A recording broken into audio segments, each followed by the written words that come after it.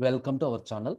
In the last session, we discussed the concept of depth-bounded DFS algorithm. There, what we are doing, it is like normal DFS, but here we are given restriction to the depth of the search process. Suppose if I given a limit of 3, that is the depth limit is equal to 3, that means my search operation is going up to level 3 only. Even though the goal node is available at level 4, the solution we are returning as a failure. To overcome such problem, we are moving to depth first iterative deepening. Here, what happened in this depth first iterative deepening? Simply, it combines the advantages of BFS and DFS. What is the main advantage of BFS? Completeness means BFS always finds a solution. If a solution is existed, BFS always finds the solution. And optimality means among the solutions, BFS always finds the good solution like shortest path. Okay, these two advantages are merged along with what is the main advantage of DFS? Memory. Compared to BFS, DFS uses less memory. So these advantages are clubbed together and it forms iterative, that is first one, depth first iterative deepening approach. Here, what is the procedure we are following? The simple approach. Initially, I am starting at depth 0. Understand carefully. Initially, I am starting my exploration of node at depth 0. Suppose if the goal is found, simply return the answer. If the goal is not found, assume this is the tree. Assume this is the graph. So at depth 0, my goal is not available. Immediately, I am increasing my depth level. Now, this is my depth level 1. Now, what happened? After visiting this one, there are no chains, backtrack and then visit. That means at depth 1, BFS is approached. Again at depth 2, this is BFS is approached. Now you got the point. Iteratively, we are incrementing level by level. Now see this one, initially start at one depth. Incrementally, we are incrementing the depth bound until the goal node is reached. This is the expanded version. Simply, we are starting at the root node. Suppose S is the starting node and depth is equal to 0. I am calling the method depth limited search. What is mean by DLS? Depth limited search. This is the same algorithm.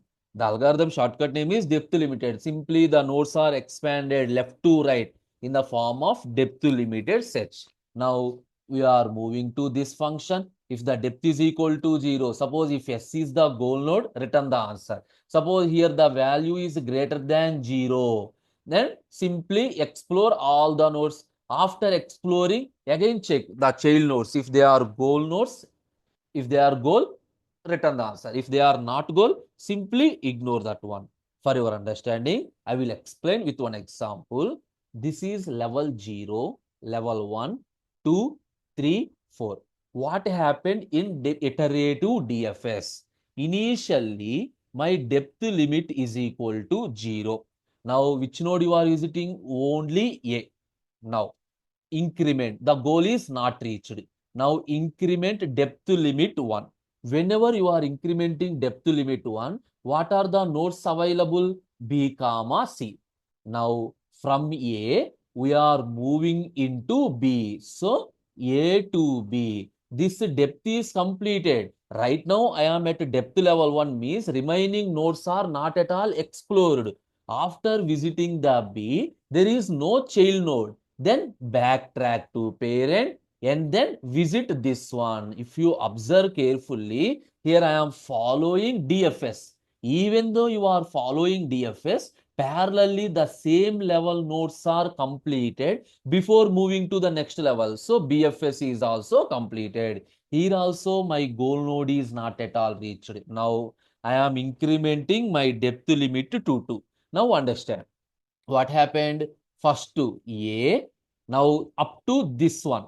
Now your aim is up to this one. What is the procedure? First to A to B, and then B to D. A to B, B to D. D is not the goal node and D is not the goal node. Backtrack and move to another branch. So D to E. E is not the goal node. Backtrack and then come to another branch F. And then come to another branch F. F is also not the goal node. Again backtrack. A has one more children, that is C. And C to G. One goal node is reached. Anyway, in my example, I have three goal nodes. G to C, backtrack, and C to H. Now you got it? Here you are following DFS in the similar fashion, BFS. Now, depth limit is equal to 3. That means up to this one. I think you understand the procedure. What is the procedure? A to B, B to D, D to I. Once reach I, this level is completed, backtrack, and then this one. So I to J. Again backtrack. D is completed. Now J to E, E to B, B backtrack, F, F to these childs. K, backtrack to here, and then L. K to L. Now backtrack to their parent, and then the child C. C and G, H, M, N. Suppose I am at H, move to M, backtrack, and then N. This is depth level 3. Similarly, at depth level 4, I think you understand. Depth level 4, what is the answer? A, B, D, I, O. After that, P, J. Next, backtrack E, F, K, Q, R, L, and C, G, H, M, N, S, T. This is the answer. Now you got the point. For finding the solution indirectly, instead of moving to the longest path, I am moving level by level. I am fixing the depth. Each and every iteration, I am incrementing the depth limit. For example, if R is not the goal node, I am stopping my criteria at depth level 3. Why? I reached all my goal nodes. You got it? This is the iterative approach. That is the end of this topic. Thank you.